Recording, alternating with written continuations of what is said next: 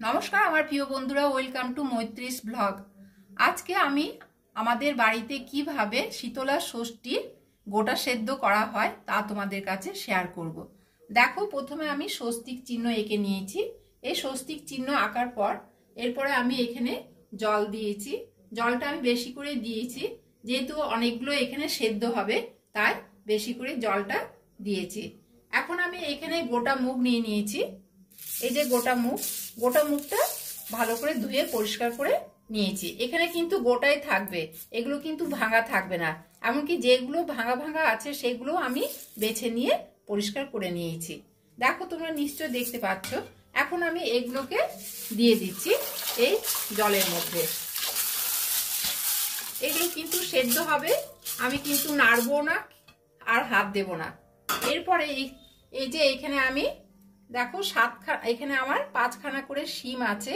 শিমগুলো কিন্তু এক একটা ব্রাঞ্চ, এক একটা দেখো এখানে 5খানা করে নিয়েছি, কিন্তু 7খানা আমি বিজোড় সংখ্যা নিতে হবে, জোড় সংখ্যা নিলে হবে না। 5, 7 নইলে 3। আমি এখানে 7খানা নিয়েছি, 5টা করে নিয়েছি। 1টা 2টো 3টে 4টে 5 6 7। এখানে আমি এই যে রাঙা আলু 7খানা, 3 3 6 একে 7। এখানে ভোতে শাকও নিয়েছি।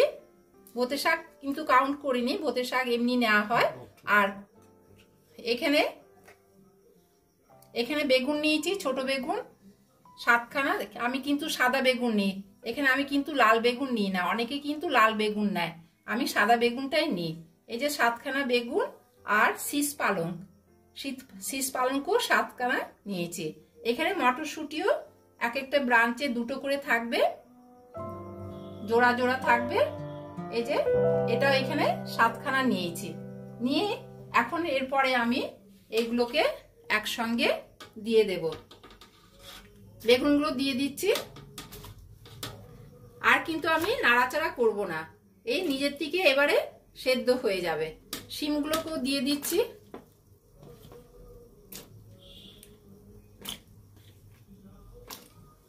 এবারে নিজের থেকে আস্তে আস্তে এখানে কুল কিন্তু টোপা কুল নিয়েছি 7খানা। টোপা কুলও আমি দিয়ে দিচ্ছি। ভোতে শাকও দিয়ে দিলাম, আর এখানে রাঙা আলুগুলো দিয়ে দিচ্ছি। মটরশুঁটিও দিয়ে দিচ্ছি, কড়াইশুঁটিগুলো দিয়ে। এরপরে এখন আমি একটু নেড়ে দেব, অল্প করে নেড়ে দিচ্ছি। দিয়ে এটাকে কিন্তু ঢাকা দিয়ে রাখবো। এখন আমি কিন্তু নুন বা তেল কিছু দেব না।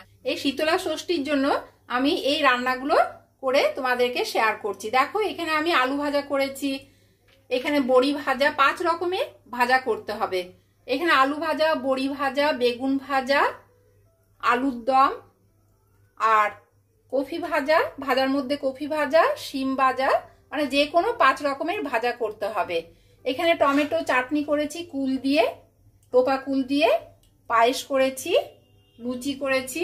এছাড়া ষষ্ঠীর ভাত হলে, এই যে আজকে শীতলা ষষ্ঠী, পরের দিন কিন্তু আমরা ষষ্ঠীকে ভাত দিয়ে বা এই গোটা সেদ্ধটা দিয়ে ষষ্ঠীকে নিবেদন করে, এগুলো মা ষষ্ঠীকে কিন্তু দিতে হবে। মা ষষ্ঠীকে আমি পরের দিন তোমাদেরকে ভিডিওটা শেয়ার করব। আজকে তোমাদেরকে এই যে গোটা সেদ্ধ দেখালাম, গোটা সেদ্ধটা এখন আস্তে আস্তে হবে। তোমাদেরকে নিশ্চয়ই পরে আবার পুরো সেদ্ধটা দেখাবো। এখানে আমি মা ষষ্ঠীকে পুজো করলাম। পুজো করে সরস্বতী পুজোর আগের দিন যা যা আমি ভোগ করেছিলাম সেই ভোগগুলো মা ষষ্ঠীকে নিবেদন করেছি। এর মধ্যে 5 রকমের ভাজা আছে, গোটা সেদ্ধ, লুচি, আলুর দম, পায়েস, চাটনি, এগুলো দিয়েছি মা ষষ্ঠীকে। এরপরে ভোগ নিবেদন করে আমরা সেই প্রসাদ আমরা গ্রহণ করব। ভিডিওটা যদি তোমাদের ভালো লাগে নিশ্চয়ই তোমরা একটা সাবস্ক্রাইব করতে ভুলবে না। আজকে এই পর্যন্ত, পরে রেসিপি নিয়ে আবার তোমাদের কাছে ফিরে আসবো।